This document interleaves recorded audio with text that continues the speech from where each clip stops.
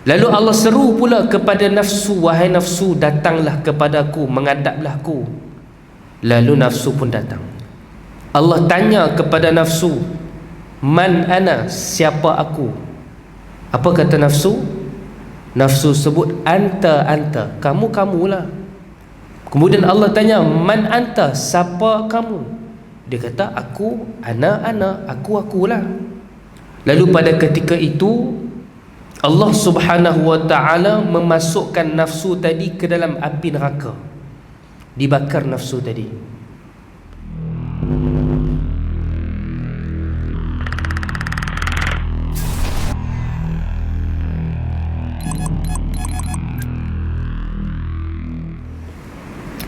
Astaghfirullahal azim alladzi la ilaha illa huwal hayyul qayyum wa atubu ilaik.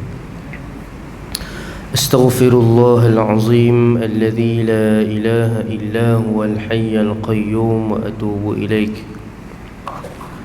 أستغفر الله العظيم الذي لا إله إلا هو الحي القيوم وأتوب إليك.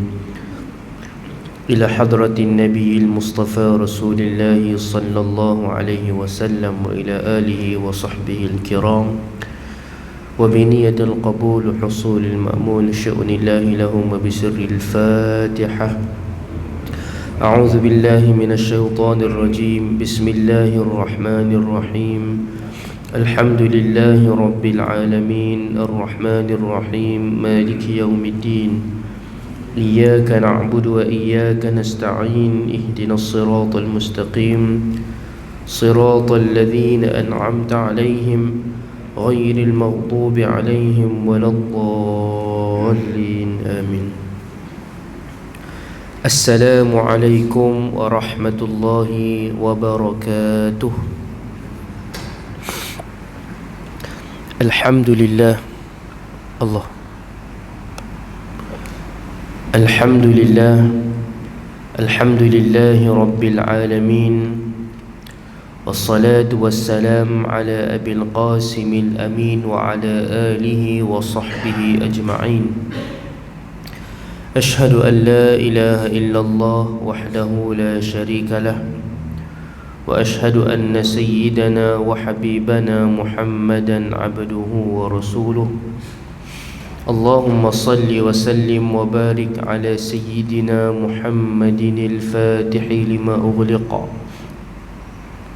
والخاتم لما سبق ناصر الحق بالحق والهادي إلى صراطك المستقيم صلى الله عليه وعلى آله وصحبه حق قدره ومقداره العظيم. سبحانك لا علم لنا إلا ما علمتنا إنك أنت العليم الحكيم. ولا حول ولا قوة إلا بالله العلي العظيم. قال رب اشرح لي صدري ويسر لي أمري واحلل عقدة من لساني يفقه قولي. اللهم علمنا ما ينفعنا وارزقنا علما نافعا. اللهم آمين. أما بعد. Yang saya muliakan para kepimpinan masjid, barisan ahli jawatan kuasa, para alim ulama, guru-guru, cikgu-cikgu, para kepimpinan masyarakat, ibu-ibu, ayah-ayah muslimin dan muslimat, hadirin dan hadirat yang dikasihi dan dirahmati Allah sekalian. Pertama dan selamanya, sama-sama kita merafa'kan rasa syukur kita ke hadirat Allah Subhanahu wa ta'ala. Alhamdulillah, kerana dengan limpah kurnia, kasih sayang dan inayah daripada Allah Subhanahu wa ta'ala kepada saya dan kita semua, Allah Subhanahu wa ta'ala memberikan peluang, ruang, kesempatan, kesihatan kepada kita, sehingga dapatlah sama-sama pada malam ini kita melaksanakan salat maghrib secara berjemaah, dan dapatlah kita sama-sama berada di dalam majlis ilmu. Mudah-mudahan insya-Allah keberadaan kita ini diberkati Allah. Muslimin dan muslimat, hadirin dan hadirat yang dikasihi dan dirahmati Allah Subhanahu wa taala sekalian, insya-Allah pada malam ni kita menyambung pembacaan kitab Al-Arba'una Minan Nasaih min Walidi Salih, himpunan 40 nasihat pelembut hati walidku yang soleh. Pada malam ni insya-Allah kita sambung nasihat yang kedua, iaitu nasihat yang bertajuk kesan maksiat. Kesan maksiat. Telah berkata walidku hafizahullahu ta'ala di dalam nasihat kedua yang bertajuk kesan maksiat, katanya dosa itu memberatkan ketaatan. Huraian: dosa adalah punca utama yang memberatkan kita melakukan ibadah kepada Allah Subhanahu wa taala. Dalam surah Al-Mutaffifin ayat yang ke-14, Allah Subhanahu wa taala berfirman, "Kalla bal rana ala qulubihim ma kanu yaksibun." Yang bermaksud sesekali tidak demikian, sebenarnya apa yang selalu mereka usahakan itu menutupi hati mereka. Dalam sebuah hadis Nabi SAW bersabda, "Innal 'abda idza akhta'a khati'atan nukitat fi qalbihi nuktatun sauda." Apabila seorang hamba melakukan suatu kesalahan, maka dititikkan ke dalam hatinya titik hitam. Fa idza huwa naza'a wastaghfara wa taba suqila qalbuhu wa in 'ada zida fiha hatta ta'luwa qalbah. Apabila ia meninggalkan kemaksiatan dan memohon ampun serta bertaubat, maka hatinya dibersihkan. Apabila ia kembali berbuat maksiat, maka ditambahkan titik hitam tersebut hingga menutupi hatinya. Itulah yang diistilahkan ar-rahnya Allah Subhanahu wa ta'ala sebut dalam firman-Nya yang bermaksud sesekali tidak demikian, sebenarnya apa yang selalu mereka usahakan itu menutupi hati mereka. Muslimin dan muslimat, hadirin dan hadirat yang dikasihi dan dirahmati Allah, kita sebagai manusia, Allah menjadikan kita bersama dengan penciptaan kita adalah nafsu. Allah menjadikan kita bersama dengan nafsu. Ketika mana disebutkan dalam kitab, kalau tak silap saya, Madarijus Salikin, ketika mana Allah Subhanahu wa ta'ala menciptakan nafsu dan akal. Allah menciptakan akal, lalu Allah sebut kepada akal, "Wahai akal, menghadaplah kepadaku." Lalu akal pun menghadap Allah. Allah sebut kepada akal, "Pulanglah kamu." Dia pun pulang. Maka Allah sebut, "Tidak ada makhluk yang lebih mulia daripada kamu, wahai akal." Lalu Allah seru pula kepada nafsu, "Wahai nafsu, datanglah kepadaku, menghadaplah aku." Lalu nafsu pun datang. Allah tanya kepada nafsu, "Man ana?" Siapa aku? Apa kata nafsu? Nafsu sebut, "Anta, anta." Kamulah. Kemudian Allah tanya, "Man anta?" Siapa kamu? Dia kata, "Aku, ana, akulah." Lalu pada ketika itu Allah Subhanahu wa ta'ala memasukkan nafsu tadi ke dalam api neraka. Dibakar nafsu tadi. Bila dibakar, dikeluarkan nafsu, lalu ditanya pula kepada nafsu tadi, "Siapa aku dan siapa kamu?" Nafsu sebut, "Kamulah, akulah." Lalu ketika tu Allah memasukkan nafsu ke dalam satu neraka yang disebut sebagai Al-Ju', neraka siksaannya adalah berupa kelaparan. Nafsu pun duduk dalam neraka Al-Ju' tadi, Waktu tu dia meronta-ronta. Dia datang menghadap Allah. Ya Allah, kalau kamu nak sebut kamu tu Tuhan, okeylah kamu Tuhan. Kalau nak sebut aku ni hamba, okeylah aku mengaku aku hamba. Maka ulama menyebutkan nafsu ni dia tak boleh pisah dengan manusia, dan cara nak menundukkan nafsu tak lain tak bukan adalah dengan berpuasa. Muslimin dan muslimat yang dikasihi dan dirahmati Allah, maka bila manusia ni Allah ciptakan bersama manusia ni nafsu,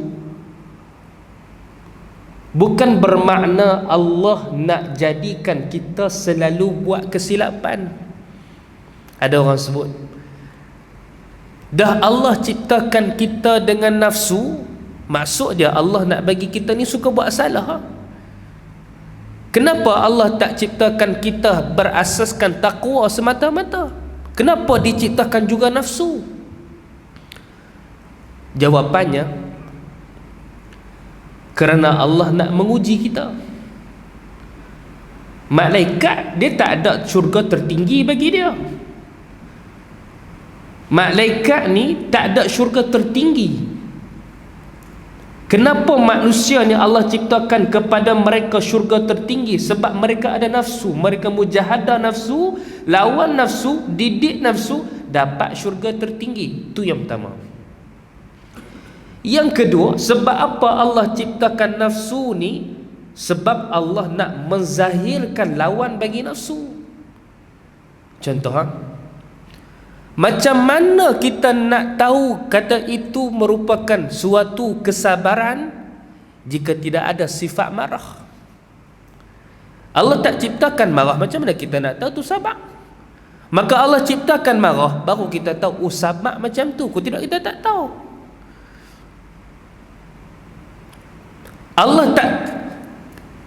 Allah ciptakan nafsu ni sebab nak menzahirkan lawannya. Kalau tak ada lah kotor, mana kita nak tahu kata tu bersih? Maka nafsu ni Allah ciptakan dia ada hikmah yang besar.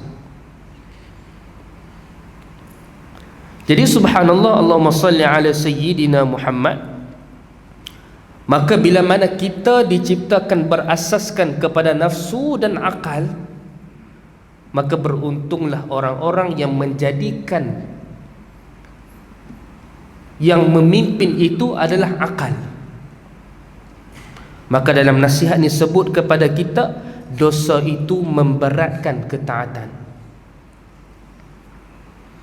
Jadi bila mana kita buat satu dosa, tuan-tuan, Nabi sebut dalam hadis ni, hati kita akan dititikkan dengan satu titik hitam, sikit demi sedikit, sedikit demi sedikit, sampai hati kita menjadi betul-betul gelap. Maka pengajaran daripada nasihat ini, jangan kita menangguhkan taubat. Bila kita buat maksiat, kita jangan tangguhkan taubat. Sebab Allah tak marah kepada orang buat maksiat. Allah marah kepada orang yang tak mau taubat. Kenapa? Kerana manusia ni bersifat itu, dia tak boleh tinggal maksiat. Sampai Nabi sebut, kalaulah kamu tidak melakukan dosa, laulam tuznibu.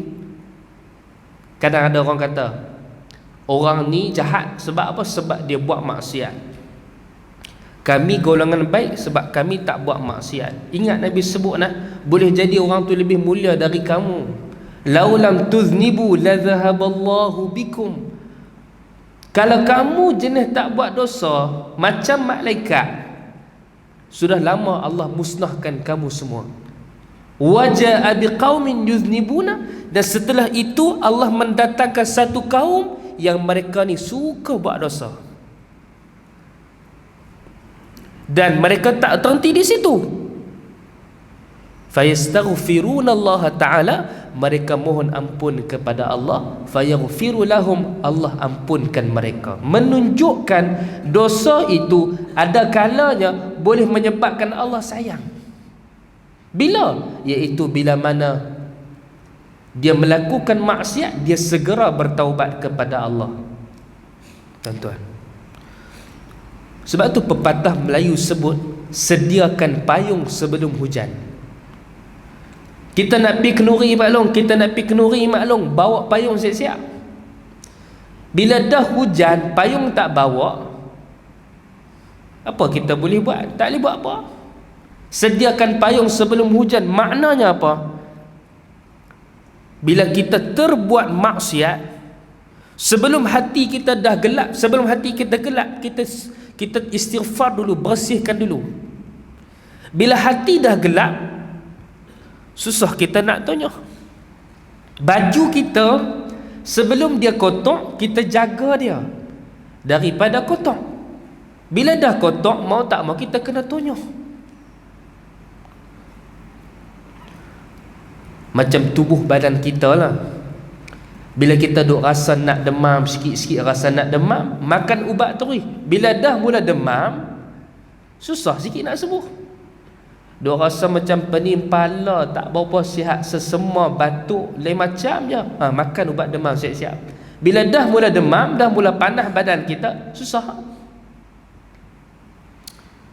Sebab itu sebelum hati kita gelap, kita istighfar dulu. Sebab tu ulama ajak, bila kita jatuh dalam maksiat, jangan ambil masa yang lama untuk taubat, terus taubat. Bila kita tak taubat, bila kita terbuat maksiat, hati kita ni duk ada panas-panas. Allah silap, duk rasa panas-panas. Waktu duk rasa panas-panas, itulah kita taubat, kita istighfar pada Allah. Sebab bila kita tak taubat waktu tu, kita tak istighfar waktu tu, rasa tu akan hilang. Bila hilang, istighfar kita lepas tu tidak disusuli dengan penyesalan, maka berdosa balik. Dua dosa kita dapat. Orang istighfar ataupun orang taubat tanpa disusuli dengan rasa menyesal, dia dapat dua dosa.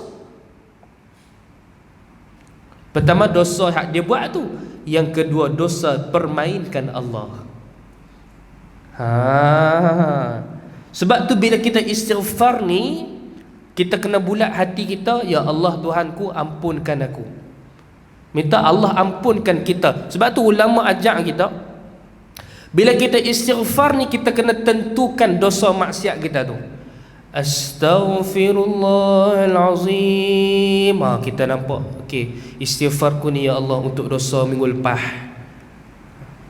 mungkin kau tak ampunkan lagi. Astaghfirullahalazim. Istighfar ni tentukan dosa tu. Dosa ni, nampak dosa tu, tentukan. Jangan istighfar ni buta, kabuk, tak nampak dosa. Itu ulama ajak kita, supaya kita punya istighfar itu ada kualiti. Kalau tidak, kita pemainkan Tuhan, minta Tuhan ampun dosa kita, tapi kita tak nampak kata kita berdosa dengan Allah. Bahkan terkadang ada lagi rasa lazat buat maksiat, maknanya dia rasa tak mau lagi tinggal maksiat tu. Maka dia telah pemainkan Allah. Muslimin dan muslimat yang dikasihi dan dirahmati Allah, maka Nabi sebut, satu orang itu bila mana dia melakukan maksiat, hatinya akan menjadi gelap, menjadi hitam. Tu jaga diri dari maksiat. Saya pesan kepada saya dan kita semua, jaga diri dari maksiat. Sebab bila hati hitam, kita rasa berat nak buat baik. Bila hati kita hitam, di kaedah dia macam ni. Kalau satu orang tu, Allahumma salli ala sayyidina Muhammad, melazimi perkara-perkara harus. Contoh, dia nafsu, dia punya cara macam tu. Mula-mula dia suka buat perkara yang harus, syarak kata harus benda tu, tapi dia buat berlebih-lebihan. Contohnya makan. Apa hukum makan? Harus. Tapi kalau makan banyak, dia boleh bawa kepada benda yang lebih berat. Apa hukum memancing? Harus. Tapi kalau setiap masa memancing, contoh, dia mula tinggal kuliah majlis ilmu, sebagai contoh lah. Apa hukum naik basikal? Harus. Kalau niat kita itu nak sihat tubuh badan, nak buat baik, maka jadi sunat balik, dapat pahala.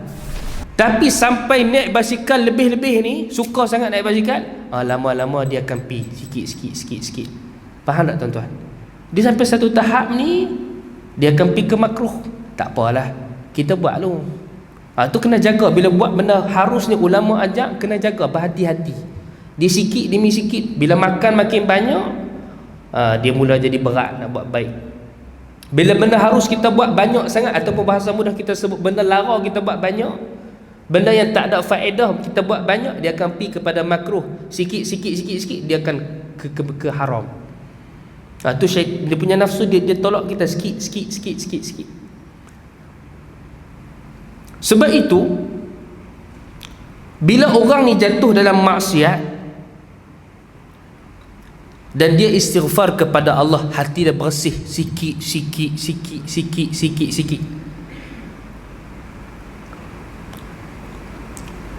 Dan bila mana orang tu banyak berzikir ataupun banyak beristighfar kepada Allah, hatinya akan bersih, dan waktu tu Allah Ta'ala akan limpahkan kepadanya dengan cahaya Allah.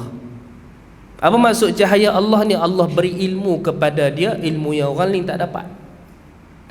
Ini kelebihan bagi orang-orang yang suka berzikir kepada Allah Subhanahu wa Ta'ala. Muslimin dan muslimat yang dikasihi dan dirahmati Allah, saya teringat satu orang. Kalau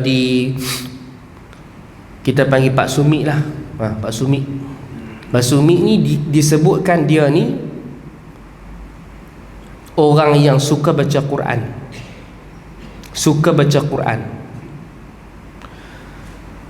Dikatakan bahawa dia ni baca Quran ni seafdal zikir lah, seafdal zikir. Satu hari dia baca 10 juzuk, 3 hari khatam. 3 hari khatam. Ada satu orang jumpa dia, tanya, Pak Su,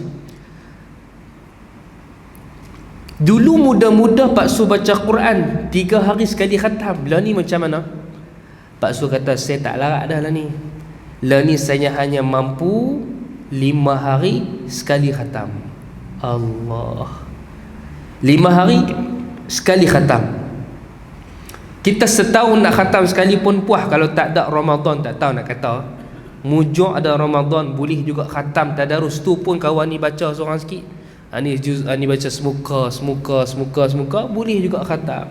Dia 5 hari sekali khatam. Umur berapa? Sama dengan Tuan Mahathir 90 berapa? 94, 95 macam tu. Masya Allah. Dikenali dengan orang yang suka zikir. Satu hari kawan saya pergi ziarah dia. Ni nak cerita, kata orang yang suka zikir, hatinya bersih sampai Tuhan limpahkan cahaya. Benda hak dia nampak, orang tak nampak. Kawan saya ni dia nak pergi ziarah Pak Sumit ni. Dia perbincang lah kereta. Kita nak tanya soalan apa dekat Pak Su kan? Nak tanya soalan apa? Hak kawan ni sebut, boleh tak kalau kita minta Pak Su tolong ulah ayat Ar-Rahman 'alal 'arsy istawa. Hari ni orang silap faham banyak lah. Yang kata Allah ni istiwa atas arasy. Apa maksud istiwa tu? Duduk ke ataupun istawla ke, menguasai? Apa maksud dia? Okey ni. Kalau Pak Su ulah ayat ni kira habis meta orang panggil. Habis lah. Cukup lah ilmu yang kita nak bawa balik tu. Depa pun pi. Sampai dekat rumah Pak Su ni, Pak Cik Nah. Sampai dekat rumah Pak Sumit ni, tengok-tengok orang ramai melimpah sampai keluar. Depa kata, kalau macam tu kita nak tanya soalan ni macam mana? Kita duduk belakang. Dia pun tak apalah macam ni lah. Kita dengar lah Pak Su share ilmu apa kat depa, kita bawa balik tu dah.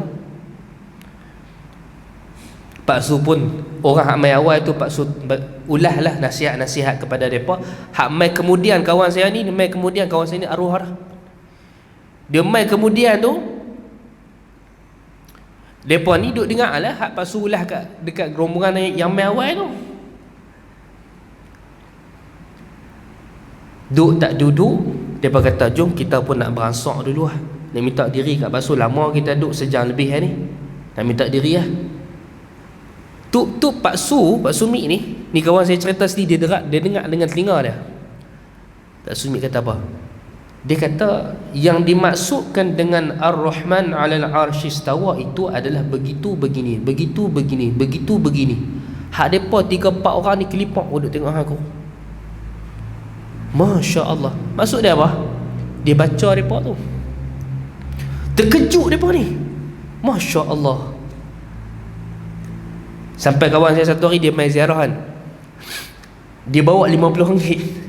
RM50 dia buat dalam poket atas kan. Dia kata RM50 ni aku nak hadiah sedekah kat Pak Su lah lagi. Nak sedekah kat Pak Su. Sampai kat rumah Pak Sumi tu, dia sembang pompang.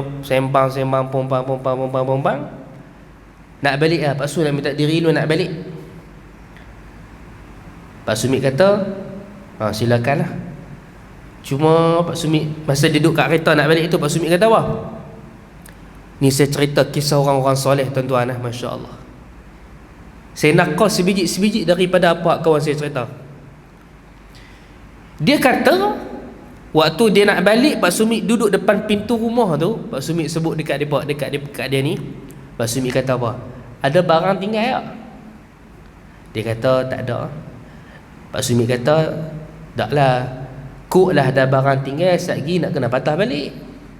Dia pun kata saya tak bawa apa pun lah Pak Su, tak ada tinggal apa.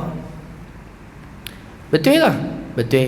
Tak apalah kalau kata macam tu, duk takut kena patah balik sekali lagi. Dia pun tak ada, Pak Su tak ada.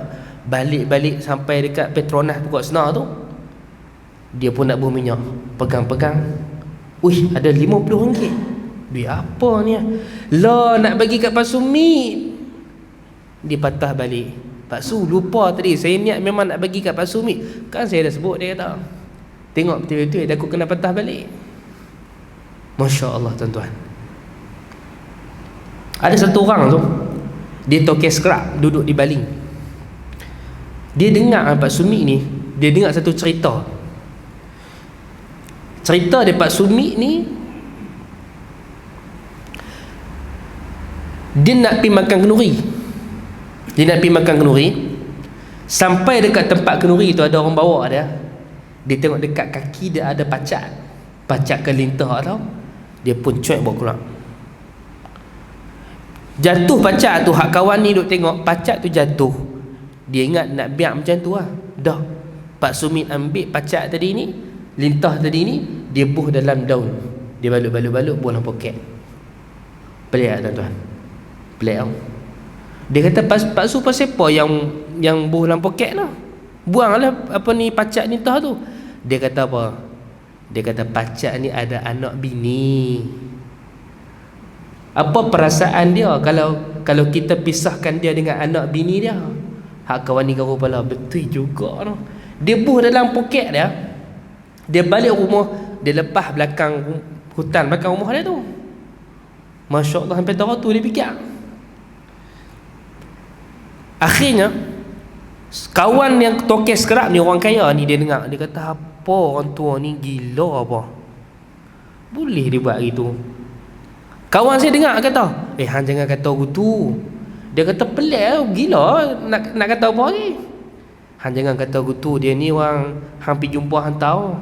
Aku nak pergi jumpa sekali tengok macam mana orang ni kan. Kawan saya bawa tokek scrap ni pergi jumpa Pak Sumi. Sampai depan rumah Pak Sumi, Pak Sumi kata jemput masuk. Menghadap depan Pak Sumi ni, Pak Sumi sebut, hari tu sepedia tak kata kat saya gila hari tu ni, saya nak bagi RM20. Kawan tu tunduk muka rapat ke tanah. Masya Allah. Dia kata tobat lahum, aku tak main dah lepas ni.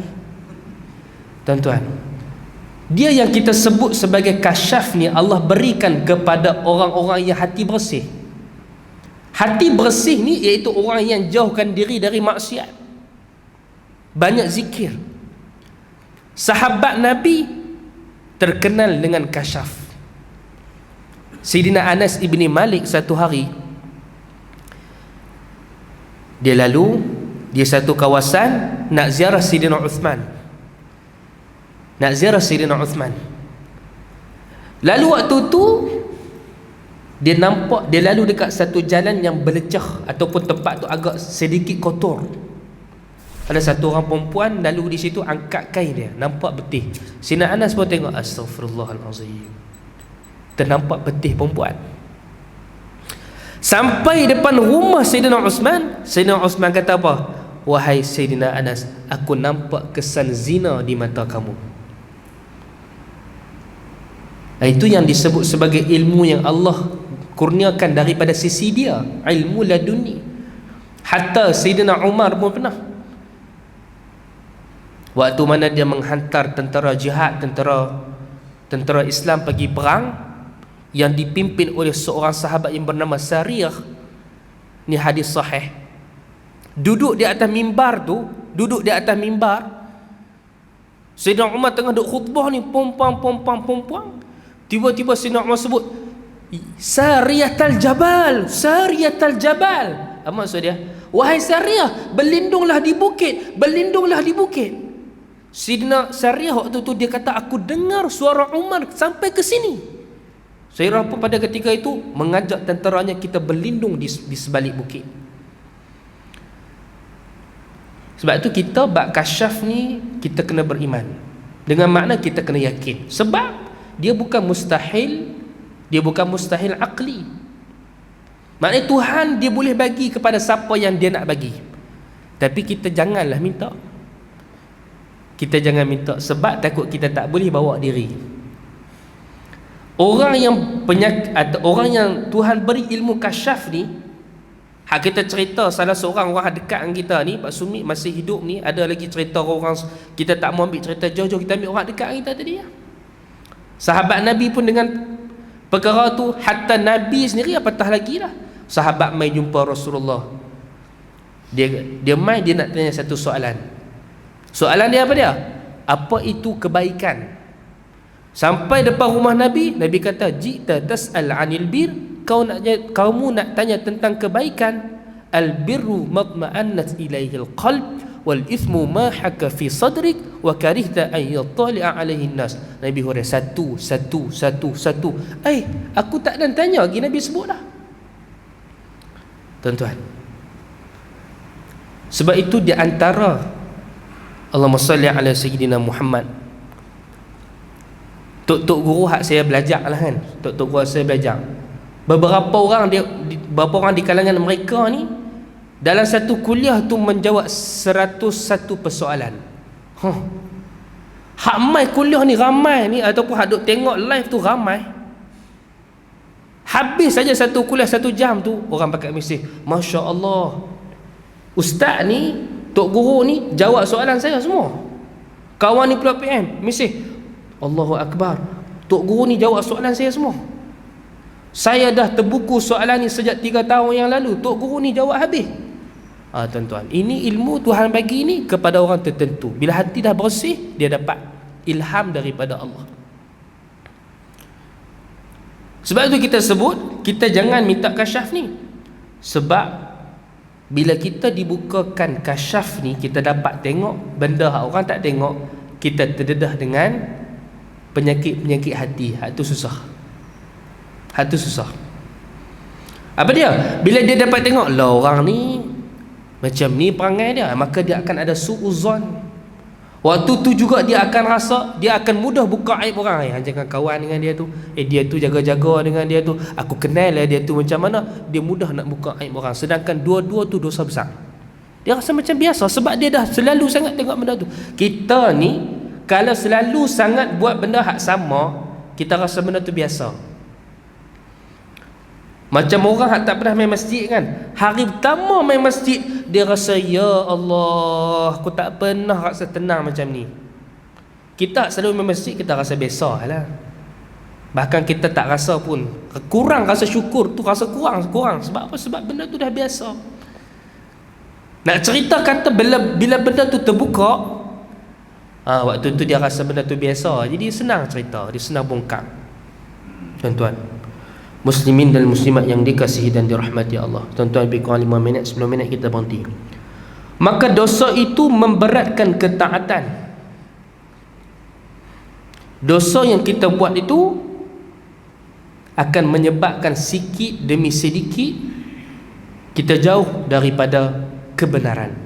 Dia umpama macam ni, hati kita ni Allah sebut hati kita satu ya. Ma ja'alallahu li rajulin min qalbayni fi jawfi. Allah tak jadikan dua hati dalam tubuh kita. Tuhan bagi satu ya. Bila kata satu, kerana itu Imam Syafi'i sebut,